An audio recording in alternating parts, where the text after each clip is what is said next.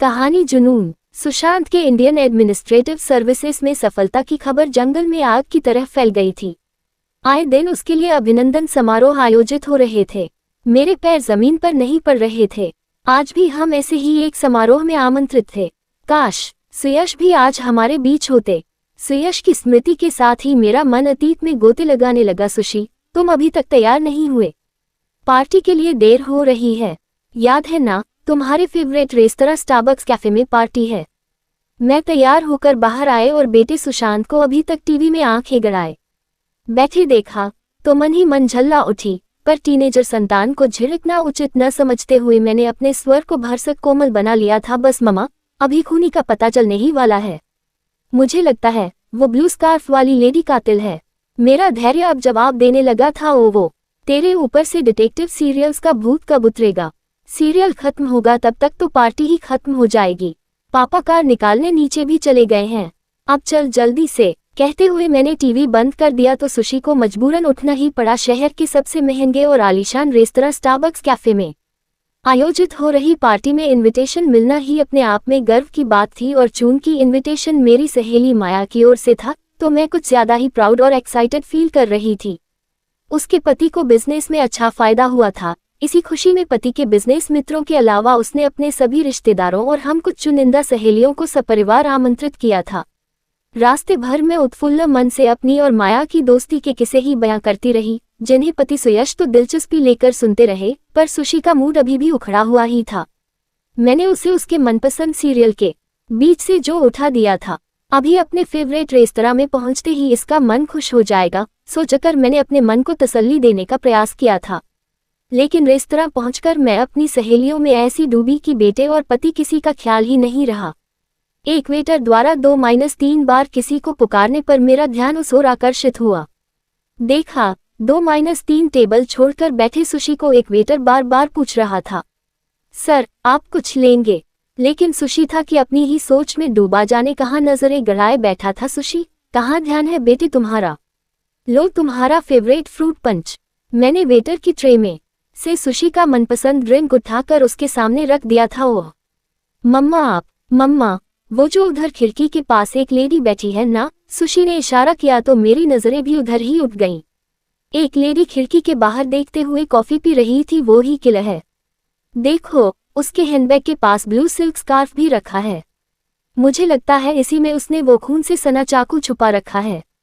Sushi मेरे कान में फुसफुसाया तो मैंने अपना सिर पकड़ लिया। वो टीवी सीरियल है मम्मा, वो सत्य घटनाओं पर आधारित है और किला अभी तक पकड़ा नहीं गया है। सुशी का दिमाग भ्रमजाल से बाहर आने का नाम नहीं ले रहा था, जबकि मेरा मन सहेलियों की बातों में अटका हुआ था। अच्छा, अब जल्दी से यह फ्रूट पंच खत्म करो, फिर मैं तुम्हें तुम्हारे हमउम्र दोस्तों से मिलवाती हूँ। अपनी जिम्मेदारी खत्म मान मैं फिर से सहेलियों के झुंड में पहुंच गई थी। अचानक टन से कुछ गिरने की आवाज हुई और फिर तुरंत एक परिचित स्वर, यही है गूंजा तो मैं बुरी तरह चौंक गई। सुशी की ओर नजरें घुमाई तो पाया वह अपनी सीट से नदारद था। खिड़की वाली टेबल के आसपास भीड़ जमा होने लगी थी। मैं और सुयश लगभग भागते हुए वहां पहुंचे। वहां का नजारा देखकर मैं सन रह गई। सुशी के हाथ में ब्लू स्कार्फ लहरा रहा था। जमीन पर सॉस से सनी छुरी पड़ी थी। घबराई हुई वह लेडी बार बार गुहार लगा रही थी, मैंने चोरी नहीं की। मुझे तो छुरी का डिजाइन पसंद आ गया था। माया और उसके रिश्तेदार भी आ गए थे। मुझे मामला कुछ तो समझ आ रहा था, पर काफी कुछ अभी भी समझ से परे था। टीना, शांत हो जा। मुझे पता है तूने चोरी नहीं की। तुझे ये स्टाइलिश छुरी बहुत पसंद आ गई थी और इसी डिजाइन का पूरा सेट बनवाने के लिए तूने ये छुरी उठाई थी। तूने मुझे सब बता तो दिया था। बच्चे को कुछ मिसअंडरस्टैंडिंग हो गई है। आप सब चलिए, पार्टी एंजॉय कीजिए, माया ने कहा तो उसके पति और बाकी घरवाले भी मेहमानों को समझाते बुझाते दूर ले जाने लगे, मानो कुछ हुआ ही न हो। सुशी की बदतमीजी के लिए मैं माया से माफी मांगना चाहती थी, पर वह सफाई करवाने और वहां की स्टाफ से बात करने में लग गई। मेहमानों में चल रही खुसर फुसर से मुझे इतना ही पता चल पाया कि वह लेडी टीना माया की सगी छोटी बहन है और आदतन चोर है। इतनी सम्राट फैमिली की महंगे कपड़ों और मेकअप में सजी लेडी चोर भी हो सकती है। मुझ सहित अन्य गेस्ट्स के गले भी यह बात नहीं उतर रही थी, पर सभ्यता के नाते हम खा पीकर चुपचाप लौट आए। लौटते वक्त सुशी सफाई देने लगा मुझे बार बार शक हो रहा था कि उसके ब्लू स्कार्फ में ही खून से सनी छुरी छिपी है, तो मैंने चुपके से वह स्कार्फ खींच लिया था। हम उसे पूरे रास्ते समझाते रहे कि वह अपने जासूसी के जुनून पर अंकुश लगाए, वरना किसी दिन बहुत बड़ी मुसीबत खड़ी हो जाएगी। मुझे लगता है इस घटना से तुम्हारी सहेली और उसके परिवार वाले काफी अपसेट हो गए हैं। सुयश चिंतित थे। हाँ, मुझे भी ऐसा ही लगता है, पर तुम चिंता मत करो, मैं कल उसके घर जाकर सारी सिचुएशन समझाकर माफी मांग लूंगी। अगले दिन ही मैं माया के घर पहुंच गई। उसने बुझे मन से मेरा स्वागत किया। रात वाली घटना की पीड़ा उसके चेहरे पर स्पष्ट परिलक्षित हो रही थी। सुशी के जासूसी के जुनून का हवाला देते हुए मैंने उसके सम्मुख आरंभ से अंत तक का सारा घटनाक्रम एक ही सांस में परोस डाला। पूरी बात जानकर वह भी गंभीर हो गई थी। टीना के साथ भी तो कुछ ऐसी ही प्रॉब्लम थी। मेरी छोटी लाडली बहन है वो, बचपन से ही उसे जो चीज पसंद आ जाती थी वह उसे लेनी ही होती थी। हम मॉल में घूम रहे होते और वह अपनी पसंद की चीज उठा लेती।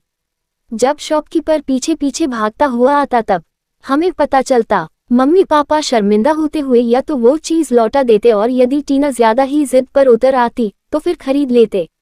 बड़ी होती टीना को जल्द ही समझ आ गया कि ऐसा केवल बाजार में ही संभव है। किसी के घर पसंद आई चीज को पैसे देकर नहीं लाया जा सकता। उसकी बाल सुलभ बुद्धि ऐसी हर चीज को चुपके से उठाकर घर लाने लगी। घर में इतने कपड़े, खिलौने आदि थे कि काफी समय तक तो हम में से किसी को पता ही नहीं चला। फिर एक दिन मुझे ही शक हुआ। मेरा और टीना का एक ही रूम था। उसे एक पपेट से खेलते देख मैंने पूछा, ऐसी पपेट तो अंजू के घर थी ना, तू उठा लाए। वह डर गई और रोने लगी। मुझे दया आ गई। दीदी, मम्मी पापा को मत बताना, मुझे मार पड़ेगी। कितनी सुंदर है ना ये, कैसे आंखें मटकाती है। हम इससे खेलेंगे, इसे उंगलियों पर नचाएंगे। वह नचाने लगी। मैं भी थी तो उसी उम्र की। मेरे मन में भी उसे नचाने की ललक जाग उठी। मैंने मुंह सिल लिया। तब कहाँ इतनी समझ थी कि चोरी में सहभागी होना भी चोरी करने जितना ही बड़ा जुर्म है। मेरे मौन से टीना का साहस बढ़ता चला गया। वह जहाँ जो पसंद आता चुपके से उठा लेती। एक दो बार भेद खुल जाने पर मुझे उसका बचाव भी करना पड़ा, जैसे कल करना पड़ा था मम्मी पापा पर। जब ये भेद खुला तब तक टीना काफी बड़ी हो चुकी थी। अब इस आदत को बचपना कहकर नजरअंदाज नहीं किया जा सकता था और अधिक समय तक छुपाया भी नहीं जा सकता था। चिंतित मम्मी पापा साइकाइट्रिस्ट से मिले। डॉक्टर ने बताया कि बढ़ते बच्चों में आजकल किसी न किसी चीज के प्रति जुनून आम हो गया है। क्रिकेट का जुनून, सिनेस्टार या मॉडल बनने का जुनून, सिक्स पैक एब्स का जुनून, सेल्फी का जुनून, नए नए मोबाइल बाइक का जुनून। ये शौक या जुनून एक सीमा में रहे तब तक तो सही है, पर जब पागलपन की हद तक पहुंच जाए तो खतरनाक साबित होने लगते हैं। दरअसल इस उम्र में शरीर में एनर्जी बहुत ज्यादा आ जाती है, फिजिकली भी और मेंटली भी, जिसे वो पूरी तरह अपने जुनून को पूरा करने में झोंक देता है। समय रहते इस जुनून को यदि सही दिशा दे दी जाए तो बच्चा आगे चलकर मिरेकल कर सकता है, पर यदि वह गलत दिशा की ओर अग्रसर होकर दूर तक चला गया तो फिर उसे लौटा पाना कई बार मुश्किल ही नहीं, नामुमकिन हो जाता है, क्योंकि तब उसे सही गलत का भेद ही नहीं रहता। उसका एकमात्र लक्ष्य अपने जुनून को पाना हो जाता है। बड़े होकर ऐसे बच्चे या तो क्रिमिनल बन जाते हैं या मनोरोगी। टीना के बचपन का जुनून उचित दिशा निर्देश के अभाव में मनोरोग में तब्दील हो चुका है। अब भरपूर प्यार, दुलार और समझाइश के साथ साथ दवाइयों का भी सहारा लेना होगा। हम सब ये जानकर सन्न रह गए थे। विशेषतः मैं अपने आप को गुनहगार मान रही थी। तब इलाज चल रहा है, काफी सुधार भी है, पर अभी और वक्त लगेगा। डॉक्टर के अनुसार हमें टीना को टीनेज में ही प्रोत्साहित करना चाहिए था कि उसे जो चीज पसंद आ रही है उसे अपने बलबूते पर जायज तरीके से पाने का प्रयास करे। मसलन पपेट के लिए उसे समझाया जा सकता था कि थोड़ी मेहनत कर ऐसी पपेट वह खुद बना सकती है या अपनी बचत से नई खरीद सकती है, या टेस्ट में अच्छे नंबर लाने पर मम्मी पापा दिला सकते हैं, तो वह अपनी समस्त एनर्जी उस ओर झोंक देती और चोरी जैसी गलत राह पर जाने से बच जाती। माया से मिलकर घर लौटने तक मेरे दिमाग में भयंकर उथल पुथल चलती रही। सुशी भी तो उम्र के इसी ट्रांजिशन पीरियड से गुजर रहा है। उसे जासूसी का शौक है। शौक क्या, पूरा जुनून है। बड़े होने तक उसका ये जुनून बरकरार रहे न रहे, वह इसे एक प्रोफेशन के तौर पर अपनाए न अपनाए, पर अभी समय रहते उसके इस जुनून को सही दिशा नहीं दी गई तो आगे जाकर टीना की तरह उसका भी यह जुनून मनोरोग में न बदल जाए। सुशी का दिमाग तार्किक है, वह हर बात की तह तक पहुंचकर ही दम लेता है, तो क्यों न इस विलक्षण दिमाग को रचनात्मक सकारात्मक बातों में लगा दिया जाए। उसे साइंस मैथ्स के जटिल सवालों में उलझा दिया जाए। पहेलियों की भूल भुलैया में भटकने छोड़ दिया जाए। वहाँ सवालों के जवाब निकालने में वह अपनी सारी एनर्जी खपा देगा और दिमाग दूसरी खुराफातों में नहीं भटक पाएगा। After all empty mind is devils workshop. मैंने उसी वक्त एक शॉप से उसकी उम्र के अनुकूल ज्ञान विज्ञान और मैथ्स के जटिल सवालों वाली कुछ बुक्स, कुछ पजल्स, रॉबिक क्यूब आदि खरीदे और घर लौटकर उसकी टेबल पर सजा दिए। मेरे आश्चर्य और खुशी का ठिकाना न रहा जब मैंने पूरी शाम उसे एसी में लगा पाया। बड़ी मुश्किल से उसे healthy mind lies in healthy body का सबक सिखाते हुए बाहर खेलने भेजा, पर तब से जब भी उसे फ्री टाइम मिलता वह इन्हीं सब में लग जाता। बढ़ती एनर्जी को सही दिशा मिली तो अपने मुकाम पर पहुंचकर ही उसने दम लिया। तालियों की गड़गड़ाहट के साथ ही कैमरे का फ्लैश मेरी ओर चमका तो मैं वर्तमान में लौटी। स्टेज पर माइक थामे खड़ा सुशी अपनी सफलता का श्रेय मुझे देते हुए मुझे स्टेज पर आमंत्रित कर रहा था।